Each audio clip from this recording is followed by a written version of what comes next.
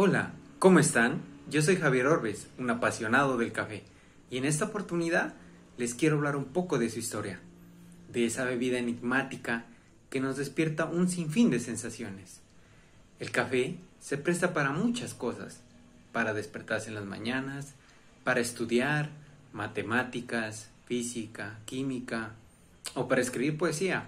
Bueno, el café se presta para muchas cosas, excepto para dormir. Para eso no les aconsejo. Bueno, la palabra café proviene del turco kahwan albun, o en español vino de la habichuela. Un posible origen de la palabra se encontraría en el reino de Kafka, en Etiopía. Su nombre ahí es Bun o Buna. El árbol de café o cafeto tiene su centro de origen en Abisinia, en la geografía actual Etiopía, en el oriente de África. Se cuenta que en África las tribus guerreras conocían el café desde la antigüedad, molían los granos y preparaban una pasta para aumentar la fuerza de sus guerreros. Desde Etiopía se trasladó a Arabia, posiblemente llevado por esclavos. Fue así como se popularizó en el mundo árabe. Después lo tomaron los turcos, que lo llamaron café. La propagación comercial y el cultivo intensivo datan del siglo XV, cuando los árabes hicieron una importación de su colonia Abisinia de Harar. En Yemen se empieza a cultivar ya con bases técnicas, en semilleros, y después se transportaban las plantas a terrazas construidas en las laderas de las montañas. Se les aplicaba el riego cuando era necesario y la cereza se secaba al sol para su beneficio. Pues bien, ¿y cómo se propagó por el mundo? Por un tiempo, los árabes no querían que su preciado café, fuente de riqueza, se propagara y prohibieron la exportación de la planta. Por eso, hervían la semilla antes de despacharla al extranjero. Era difícil impedir que se exportara, ya que llegaban las peregrinaciones a la Meca y poco a poco fue pasando por toda Asia. Hacia el año 1505, los mismos árabes introdujeron el cultivo en Celián. El cafeto se propaga por Asia. Pasaron varios años antes de que se iniciara con éxito las primeras plantaciones en el resto de Asia.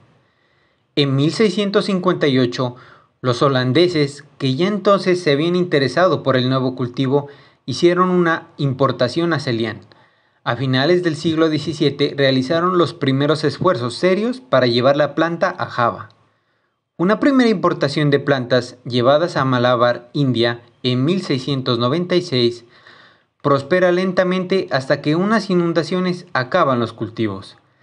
En 1699 hacen los holandeses una segunda importación, con tanto éxito que las Indias Occidentales se tornan en una de las primeras zonas mundiales de producción, y los cafetos de Java se convierten en los progenitores de todos los que habrían de extenderse por el Asia, y por ende de América. El café llega a Europa. Los comerciantes venecianos fueron los que primero llevaron el café a Europa, en 1615. Esa fue la época en que también aparecieron en Europa las otras dos grandes bebidas calientes. La primera, el chocolate caliente, que llevaron los españoles de las Américas a España en 1528. La otra, el té, que se vendió por primera vez en Europa en 1610. Al principio, el café lo vendían sobre todo los vendedores de limonada y se creía que tenía cualidades medicinales. El primer establecimiento de café en Europa se abrió en Venecia en 1683 y fue el famosísimo Café Florian de la Plaza de San Marcos, que abrió sus puertas en 1720 y sigue aún hoy abierto al público.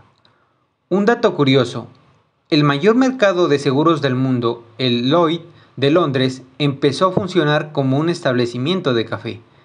Empezó el negocio en 1688 Edward Lloyd, que preparaba allí las listas de buques que sus clientes habían asegurado. El café es fuerza de inspiración y nos lleva a pensar, esto causó problemas, les contaré.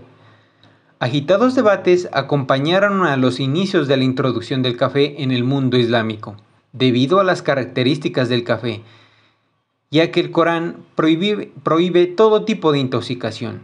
El entusiasmo era tal que una ley turca de la época sobre el divorcio precisaba que una mujer puede divorciarse de su esposo si éste no llegaba a proporcionarle una dosis diaria de café.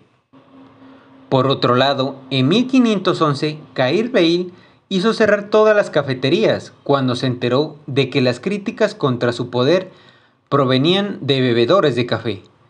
El cierre de las cafeterías causó rebeliones, lo que incitó al gobernador de Egipto a cancelar la prohibición. En 1630, había ya 1 millar de cafeterías en el Cairo. La prohibición volvió de nuevo a Europa. Tras la apertura de las cafeterías y curiosamente por las mismas razones, es decir, por creer que la ingesta de café desarrolla el espíritu crítico, favoreciendo probablemente intercambios intelectuales entre sus consumidores. El café resultó especialmente reprobado por los sectores protestantes, aunque no producía reacciones tan ásperas como el tabaco. Ya en 1611, algunos terratenientes alemanes pusieron en marcha el sistema de prohibir su difusión.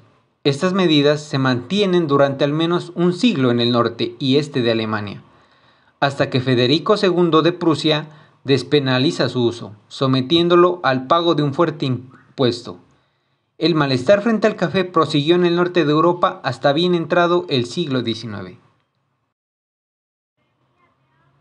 Cuando en el siglo XVII llegó por primera vez el café a Europa, algunos sacerdotes católicos lo llamaron una amarga invención de Satanás, pues lo veían como un posible sustituto del vino, el cual en su opinión había sido santificado por Cristo.